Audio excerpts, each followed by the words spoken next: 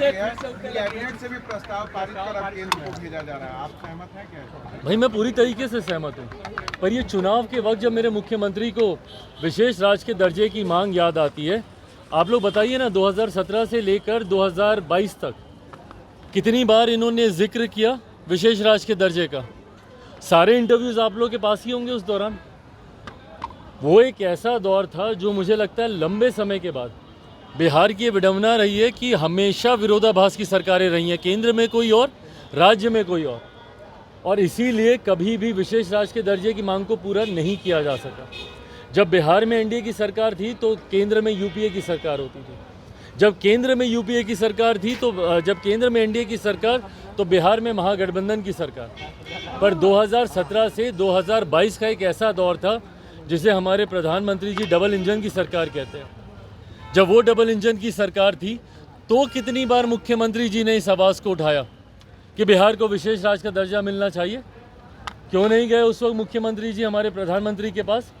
क्यों नहीं इन्होंने केंद्र में उस वक्त इस मांग को रखा? क्यों नहीं उस वक्त कैबिनेट से पारित कराया?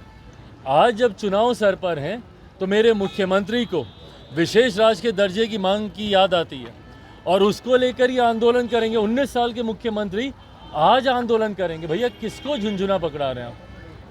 किसको मूर्ख समझ रहे हैं? बिहार की जनता को मूर्ख समझ रहे हैं क्या? आज 19 साल के बाद आपको याद आ रहा है कि बिहार को विशेष राज्य के दर्जे की मांग की ज़रूरत है? और इन 19 सालों में आपने क्या किया भैया? आपने क्या किया ताकि बिहार की अर्थव्यवस्था बेहतर हो? बिहार में रेवेन्यू जनरेशन के कितने सोर्सेज आपने खोले? बिहार में प्रति व्यक्ति आय बढ़े, इसके लिए आपने कितना काम किया? भैया हम तो समर्थन करते हैं, पूरी तरीके से समर्थन करते हैं, पर ये आपकी नाकामी को दर्शाता है कि 19 साल के बाद भी मुख्यमंत्री नीतीश कुमार जी को अगर विशेष राज्य के दर्जे की मांग करने की जरूरत पड़ती है तो ये मेरे मुख्यमंत्री की गलत नीतियों को प्रमाणित करता है।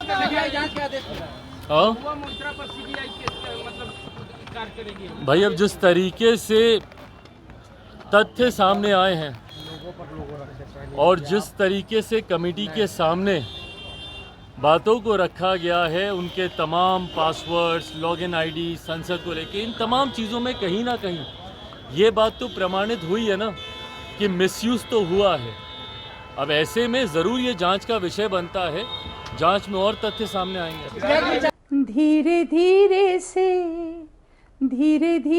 से मेरी जिंदगी में आना, धीरे धीरे से दिल को चुराना। नमस्कार, मैं अनुराधा पौडवाल 26 नवंबर को पैनोरमा स्टार सीज़न 6 के कार्यक्रम में पूर्णिया बिहार आ रही हूँ। मुझे पैनोरमा ग्रुप के निर्देशक संजीव मिश्रा जी ने बुलाया है, तो हम सब मिलते हैं पैनोरमा ई होम्स में शाम 7 बजे। नमस्कार।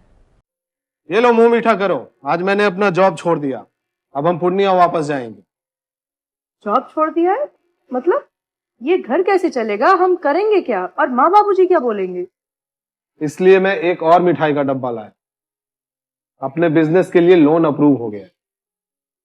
अरे लोन अप्रूव हो गया वो तो ठीक है, लेकिन पूर्णिया में हम रहेंगे कहाँ? अपना घर भी तो नहीं है वहाँ। इसलिए तो एक और मिठाई का डब्बा अलग से लाया हूँ। हमने पूर्णिया में घर ले लिया है, पूर्णिया के ई होम्स पैनोरमा में। पूर्णिया में पैनोरमा ग्रुप लेकर आए हैं ई होम्स पैनोरमा। बड़ा घर, आलीशान जिंदगी और अत्याधुनिक सुविधाओं के संग। अरे अरे, अब क्यों मुंह मीठा करवा रही हो? क्योंकि हम घर वापसी जो कर रहे हैं। घर वापसी की खुशी पूर्णिया में ई होम्स पैनोरमा के संग। E homes panorama, luxurious lifestyle redefined.